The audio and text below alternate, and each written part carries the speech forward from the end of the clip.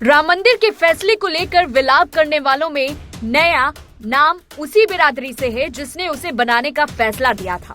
कांग्रेस सरकार में देश के सॉलिसिटर जनरल रहे और बाद में सुप्रीम कोर्ट में जज बने रोहिंटन नरीमन ने एक लेक्चर के दौरान राम मंदिर पर दिए गए फैसले की आलोचना की है।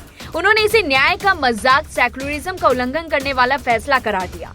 हिंदुओं को कानून के खिलाफ रहने वाला बताया, मस्जिदों के खिलाफ याचिका डालने को दैत्य के सर की तरह बताया। इस पर पूर्व सीजेआई डीवाई चंद्रचूड़ ने अयोध्या फैसले पर उठ रहे सवालों का खुलकर जवाब दिया है। उन्होंने कहा कि इस फैसले के कई आलोचक हैं, लेकिन उन्होंने 1000 पन्नों के फैसले को पूरा नहीं पढ़ा है। उन्होंने कहा कि ये फैसला केवल तथ्यों पर आधारित था। दरअसल कांग्रेसी कहे जाने वाले पूर्व सीजेआई ने जस्टिस रोहिंटन नरीमन ने उस बयान पर भी अपनी प्रतिक्रिया दी जिसमें उन्होंने अयोध्या के फैसले को न्याय का मजाक बताया था। पूर्व सीजेआई डीवाई चंद्रचूड़ ने कहा कि फैसला सबूतों के विस्तृत विश्लेषण पर आधारित था और अब इस पर कुछ और दावा करना तथ्यात्मक रूप से सही नहीं होगा। डीवाई चंद्रचूड़ ने आगे जस्टिस रोहिंटन नरीमन की उन टिप्पणियों का जवाब भी दिया जिसमें कहा गया था कि फैसले में धर्मनिरपेक्षता को जगह नहीं दी गई है। चंद्रचूड़ ने कहा कि मैं इस फैसले का एक पक्ष था और अब इसकी आलोचना करना या पक्ष लेना मेरा काम नहीं है। अब ये फैसला सार्वजनिक संपत्ति है और इस पर दूसरे ही बात करेंगे।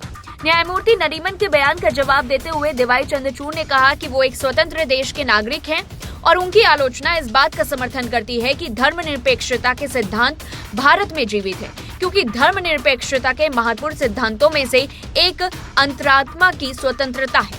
सीजेआई ने आगे कहा कि हमारे देश में कई ऐसे लोग हैं जो अपने अंदर के विचारों को सबके सामने रखते हैं। ये याद दिलाता है कि देश में धर्मनिरपेक्षता जीवित है। मैं अब अपने फैसले का बचाव नहीं करना चाहता क्योंकि मैं ऐसा नहीं कर सकता। हमने 5 जजों ने इस केस पर फैसला दिया और तर्क भी दिया। इस कारण हर न्यायाधीश फैसले का हिस्सा है और हम अपने फैसले के हर शब्द पर अडिग हैं। पूर्व सीजेआई ने भारतीय न्यायिक प्रणाली में न्यायाधीशों की व्यापक भूमिका पर भी अपनी बात रखी।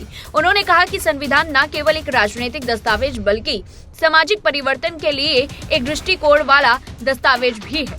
रोहिंटन नरीमन की राम मंदिर के खिलाफ फैसले पर खींच क्यों है, यह उनके पिता और देश के बड़े वकीलों में शुमार रहे फली एस नरीमन की बातों से भी समझा जा सकता है। फली एस नरीमन को इस बात से दिक्कत थी कि एक हिंदू संत को यूपी का मुख्यमंत्री क्यों बनाया गया। खुद रोहिंटन नरीमन ने भी ऋग्वेद का उदाहरण देते हुए सनातन परंपरा में महिलाओं की प्रतिष्ठा के संबंध में विवादास्पद टिप्पणी की थी। एक बार किसी दूसरे मजहब की किताब पर ऐसी टिप्पणी करके उन्हें देखना था, सारी शहीदता सामने आ जाती। घंटों तक पानी पी कर बोलने के बाद रोहिंटन नरीमन का असल दुख बाहर आ गया।